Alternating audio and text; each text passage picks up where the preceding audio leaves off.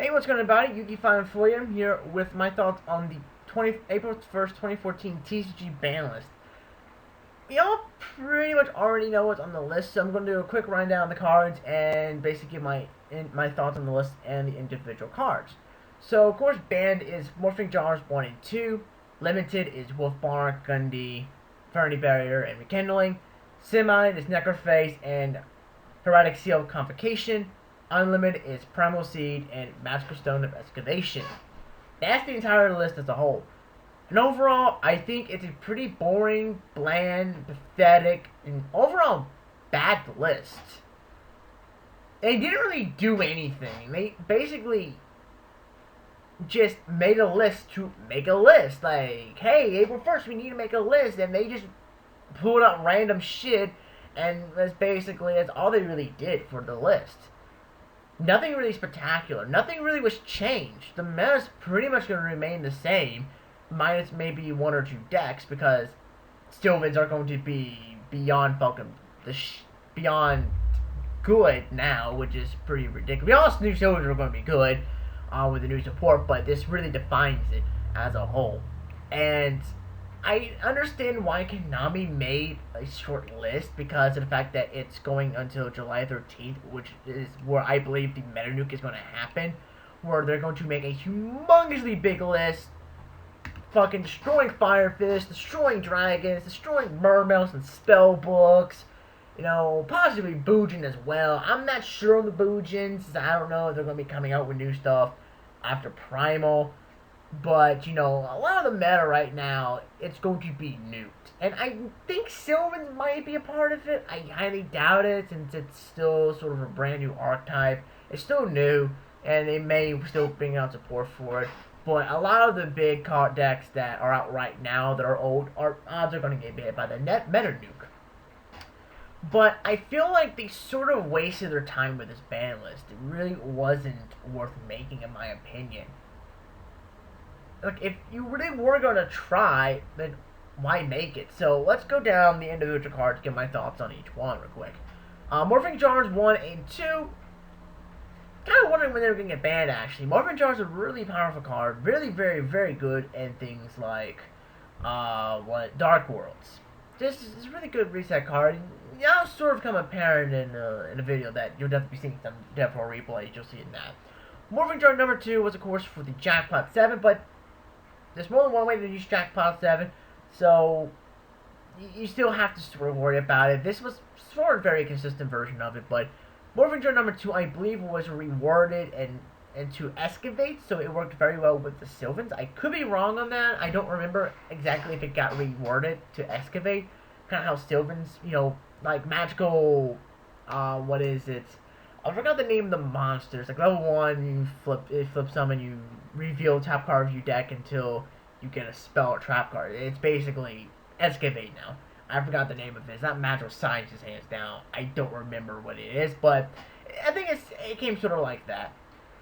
Overall, these are decent hits. In my opinion, there are many more problems that you should have dealt with instead of these two cards, because in my opinion, these aren't like the most powerful cards that really need to be dealt with.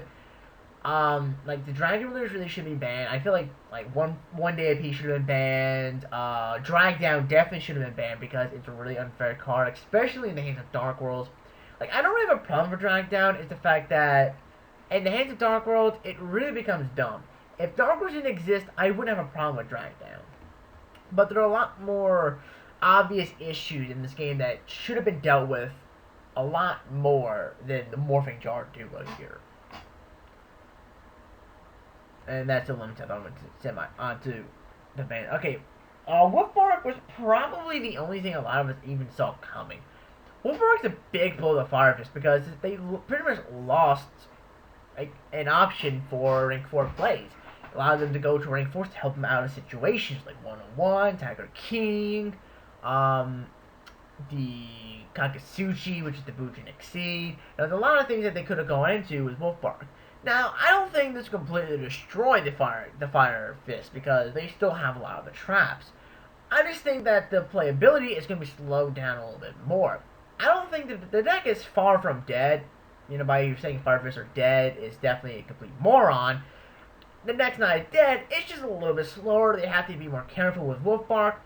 But one thing you can do in Fire Fist, I don't remember if they play it already or not, but you can actually, you basically main deck a Call the Haunted, 1 or 2 Call the Haunted, which allow you to reuse Wolf Bark, or Bear, Gorilla, Dragon, different Fire Fists, which I think is a pretty nice card to use, will be a pretty nice idea for Fire Fist.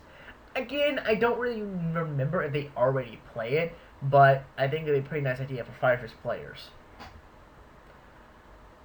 The Abyss Gundy hit really is not going to do anything to the Mermills. It slows them a little bit, by a teeny tiny bit, but there are a lot more aggressive cards that do need to be dealt with in Mermills. I think what they should have done, possibly alongside the Gundy, was hit Abystius. Mermill Abystius is a very powerful card. The fact that you just have to discard 1 water monster to get them on the field is pretty ridiculous. Now, all the cards in Mermills that do need to be hit, Sphere is another one. That thing is just stupid. Just because it's just nuts the fact that this card gives you a free Mermail monster. Not even level restrictive.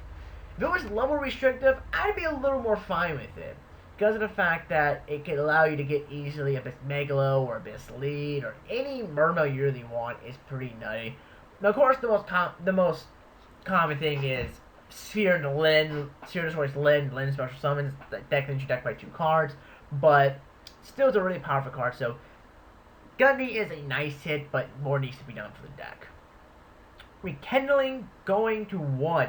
This is a card that a lot of us have been wanting, but kind of gave up on the fact that Konami may never hit it.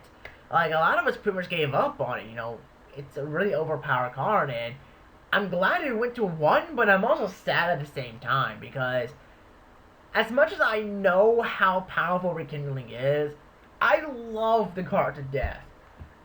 I will admit, I was one of the assholes. I am an asshole. One of the assholes that abuses Rekindling. I've played Flame Veils, Zombie Veils, Plant Veils, like any type of Flame Veil deck to death, and Rekindling has won me so many games. It's ridiculous. Top deck Rekindling, you pretty much win. It's Dimensional Fusion for fire monsters. It's pretty much a 1-card Quasar for Lavels. It's a really nutty card. It really needs to go down to 1. But again, as a person who's played it for so long, I'm going to miss it at 3. I really am, but I am also glad to see it go down to 1, because it really need to go. Infernity Barrier going down to 1, it's a really shocking hit. We all know Konami likes to really dish out the, we're going to hit 1 random card, and this, to me, was the 1 random card, really it was. Inferni, I never really saw much of an issue with Infernis. Like, yes, they're annoying in the right hands. It's not really a deck you can pick up and easily win with, because there's a lot of combos you have to know in Infernis. I've tried playing Infernis. I'm very bad at Infernis. I'll say that right now. I'm a bad Inferni player. I'm not really good at the deck, but I just don't really see what they were doing. They were topping every once in a while in OCG, and I haven't seen really too many TCG Inferni tops. Maybe I'm not remembering things correctly, or not paying as close attention as I think I am, but I haven't really seen Infernis really doing much. This could also mean that we may be getting some more Inferni cards in the future, maybe in Dragons of Legends, or maybe in a future pack, that Barrier, they might be replacing Barrier. Who really knows? But as of now, I don't really see a point in limiting the Barrier. I think maybe putting it to 2. But this will hurt Infernities, but the deck is far from dead. The deck is still going to, it's definitely going to survive. They have a lot of their combos. They just have to be a little bit more conservative, which is kind of ironic considering what deck I'm talking about. But they have to play a little bit more defensively, a little more conservative. Blah, blah, blah, blah, blah, blah. I can't say that word apparently, but we'll see how Infernis deal with the 1 Barrier. Necromancer's going to 2. Bad Memories of the Past, but Dimensional Fissure or Macrocosmos are both at 1. Goldsark is back. They're still at 1. So I don't really think Necrophase is really going to be an issue in my opinion.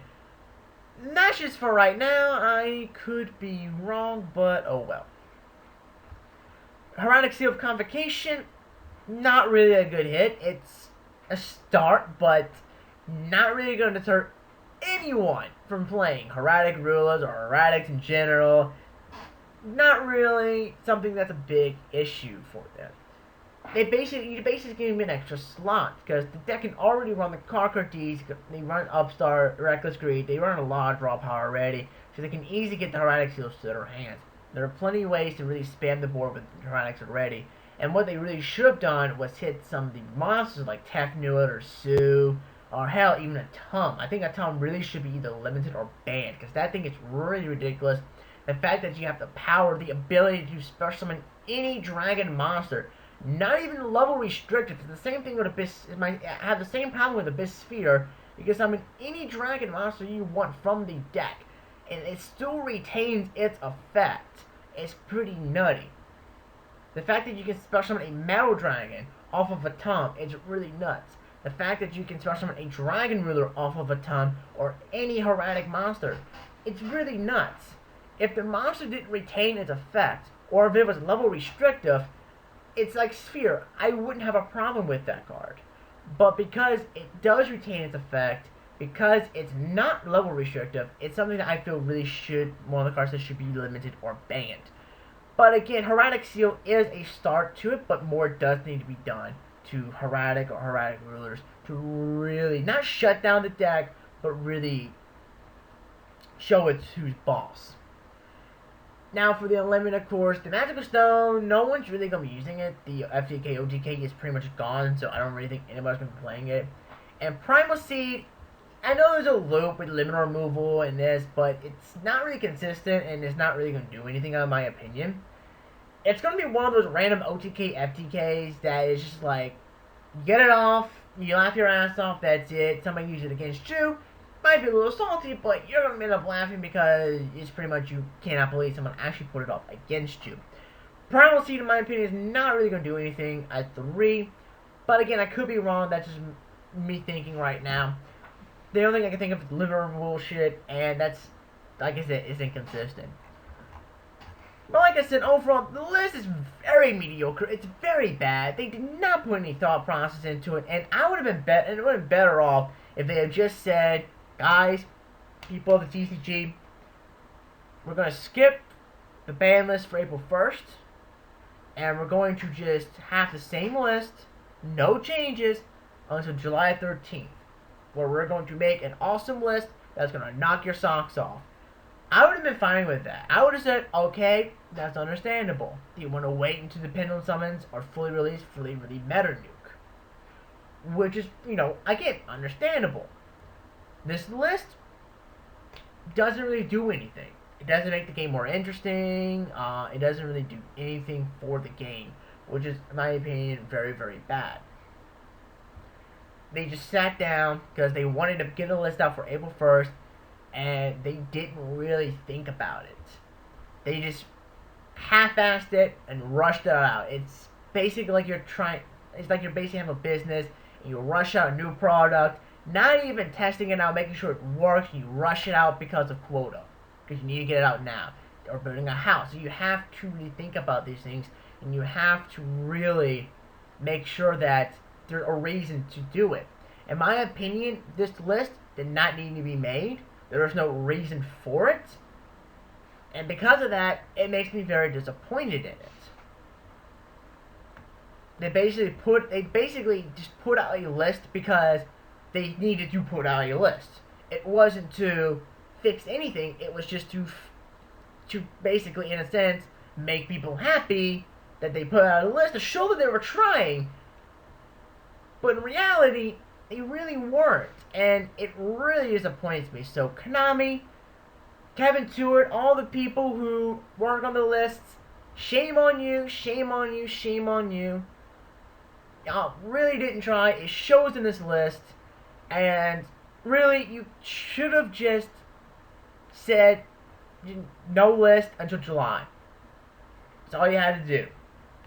I would have had no fuss about it. I wouldn't have been mad about it. I would have understood completely. So anyway, what are your thoughts on this list in the comment section below? I want to know your thoughts on this list. Do you think it's a good list or a bad list?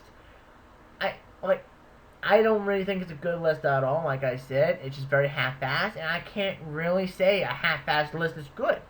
And it has some good qualities to it, where Wolfbar being limited, so it's rekindling.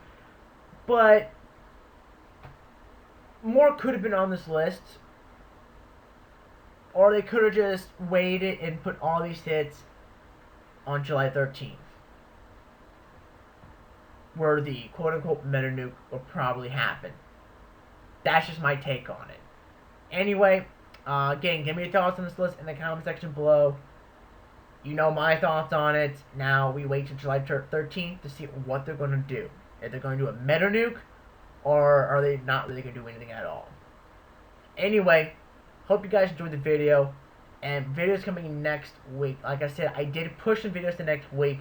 I made a note of that. I said why on my Facebook page, which is in the description below. So go check it out. Go like it, because I do post channel updates on that Facebook page of if I'm uploading, what's planning to be on the channel, if I'm not uploading, or whatever. Reasons why I may not be uploading. So go like it, where I do post channel updates. Anyway, hope you guys enjoyed the video, and I'll see you guys next time.